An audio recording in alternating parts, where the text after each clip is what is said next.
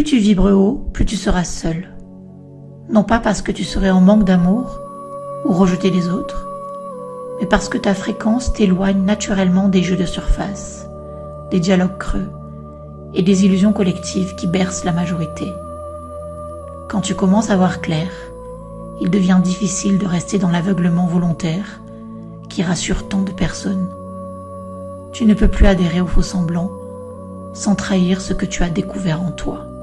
Le système dans lequel nous vivons a été conçu pour te faire croire que la solitude est une malédiction, un signe de faiblesse ou d'échec, afin de te pousser à chercher refuge dans des relations forcées, dans des couples sans âme, ou dans des groupes où l'on échange des apparences plutôt que des vérités.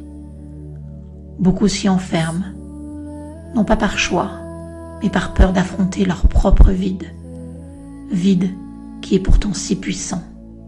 La solitude n'est pas un manque, c'est un passage initiatique. C'est dans ce retrait du bruit que ta vibration s'élève, que ta voix intérieure s'affine et que la connexion au plus grand que toi devient claire et solide.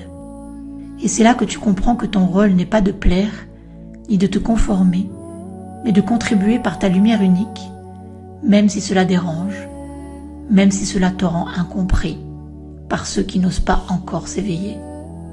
Ta contribution au monde est fondamentale. Elle ne se mesure pas au nombre de personnes qui t'entourent, mais à l'intensité de ta connexion, à la vérité que tu incarnes et que tu transmets.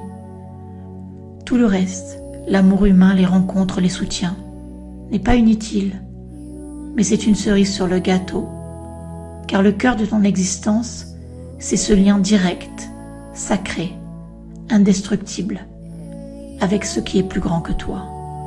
Et quand tu vibres haut, tu n'es jamais réellement seul. Tu es accompagné, soutenu, porté par une source infiniment plus vaste que tout ce que la matrice essaie de te faire croire.